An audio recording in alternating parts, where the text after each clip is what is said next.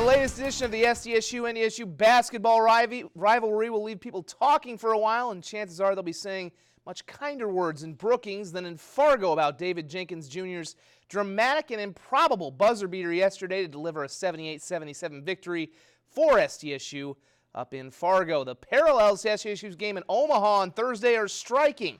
In that one, the Jacks led by 16 in the second half, only to see it slip away and lose 85-84 when Mitch Hahn hit that shot just before the horn.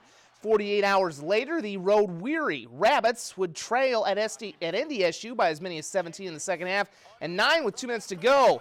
After a flurry of threes, defense, and missed NDSU free throws, it was Jenkins with that miraculous game winner, a shot that keeps the Jacks on top of the Summit League standings. I thought to myself I'd get enough time to go to the three-point line and get there, but like you said, I got bumped right up there, so I didn't have enough time. So I wanted to shoot the shot exactly when the time to end because I didn't want them to have no time on the clock like we did versus Omaha. So I just looked at the clock, and I actually did aim at the backboard because I feel like that was the best chance I would have had. Honestly, when I made the shot, I still said, oh, I didn't make that. Like, it went through the hoop, and I said, I did not just make that shot. Like, I even seen it went in. I'm like, no, that did not just go in. Like, I couldn't even believe it was true. When my guys ran at me, oh, man, that was one of the best experiences of my whole entire life. It's been a little more excitement maybe than we were hoping for. Having 3 kids 4 years and under, I feel like that ages you a lot. But these last 48 hours have been definitely rivaling that. I'm going to disagree with him because there's some video online of him hopping around like he is a little kid, so I think TJ's not getting that old. Now, the win does keep SDSU a half game up on Omaha in the standings. SDSU hosts Fort Wayne on Thursday before getting in-state rival USD Saturday in Frost. Coyotes won 80-67 at Western Illinois and can lock up their spot in the Summit League tournament with a win on Wednesday against Denver. On the women's side, business as usual for the Coyotes and Jackrabbits with their next showdown looming 1 week from today. Playing for the first time in the Division I era as a ranked team, number 25 South Dakota handled Western Illinois 83-61. 4 Coyotes were in double figures, led by Hannah Shervin's 20 points. Meanwhile, in Fargo, the Jacks administered another Bison beatdown, winning 88-48 behind 30 points from Macy Miller. It's the 28th time in the last 30 meetings dating back to 2006 that the Rabbits have beaten their former arch rivals, and it sets up a showdown next Sunday with their actual arch rival, USD at Frost Arena. Well, before that, both teams are going to have weekday games. SDSU getting last place Fort Wayne on Wednesday, while the Yotes host Denver on Thursday. That's the only team to hand USD a loss in Summit League play this season. Believe it or not, postseason conference tournaments actually begin in the NAIA this weekend. If we can pull up those boards right now to give you the schedule. Well, there's one of them. Yep, we got that one right. We've got an in-state battle this year in the North Stars men's tournament. A second seed presentation hosts Dakota State Wednesday at 7. Change to the format this year. The first round winners will head to Watertown on Saturday for the NSAA Final Four with the title game on Sunday. The women's games begin Thursday with presentation at Waldorf and DSU at Bellevue.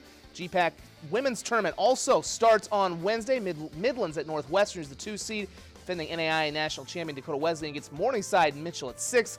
While Dordt hosts Hastings at 7. The semifinals will be on Saturday and the championship a week from Tuesday with all games on campus sites. On the men's side, D-Dub will host Northwestern while Dordt heads to Briar Cliff with the same semifinal and championship formats.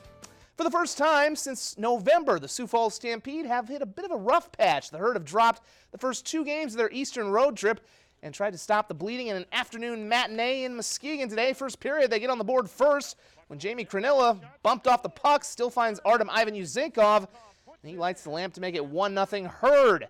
Move to the third period. They're now down 2-1. They got a 2-on-1 break, though, and it's Jared Westcott to Anthony Romano, and we're all knotted up at 2 apiece. Then, with about 5 minutes left, Jan Kuznetsov will center it off the rebound off the boards, and he hits Cade Borchard. And that would be your game winner as the Herd pick up another comeback victory by a final of 3-2. Now, the last time our KDLT cameras were at the Larson Ice Rink in Brookings on Friday night, we got the goal of the year when Aberdeen's Adam Pitters picked the puck up on his stick and flipped it in during the Wings' 4-1 victory over the Brookings Blizzard. Now, that's a tough act to follow, but it's usually one that the Brookings Rangers and Sioux Falls Flyers are up to the challenge for whenever they meet. Entering their final regular season game against each other, the Flyers appear to have the clear advantage, having not lost a game this season, a perfect 15-0-2. But nothing ever comes easy on the Rangers' home ice, and it was all about goaltending. In the first period, Brookings on the power play, Anthony Sikora He can sit on it. That snuffs out the Ranger power play. However, a few minutes later, Rangers with another chance. Maxwell Keldon in on a breakaway. Sikora gets a piece of it with his shoulder. He finished with 27 saves. On the other end, the Flyer offense gets a good look late in the period when Braden Malwitz comes open right in front of the net for a point-blank one-timer.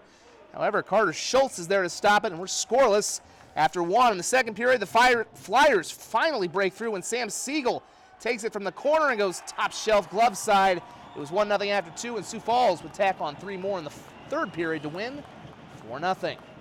On the high school hardwood this week, congrats to Clark Willow Lake's Janae Colden. With this free throw against Roncalli on Friday night, the senior reached 2,000 points for her career. Our thanks go out to David Williams for sending us this video, and again, congrats to Janae.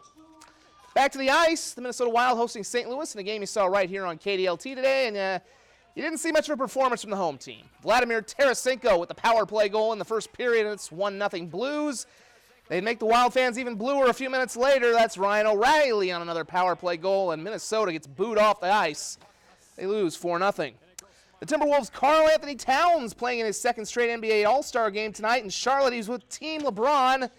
It's that weird thing where they don't really have conferences anymore, but nothing weird about that as Towns throws it down on the alley-oop from Dwayne Wade. A few seconds later, Karl with an even more emphatic finish. He had 11 points in 11 minutes. If you care, or if you had a bet, or probably both in that case, Team LeBron beats Team Giannis 178-164. They don't really play defense in All-Star games. You should know that by now. Finally, the Super Bowl of NASCAR, the 61st running of the Daytona 500. 41 laps to go. The 95 car of Matt DiBenedetto goes for a spin, and so do a whole mess of other cars, but the sparks sure are pretty. 2 laps left, more trouble. Clint Boyer gets turned, and he takes out a few more cars. We got some more fireworks, and in the end, it would be Denny Hamlin coming in to take the checkered flag, winning his second Daytona 500 in 4 years. Augustana's baseball team, #1 ranked in the country, opens with a split at Lindenwood. We're back in 1 moment.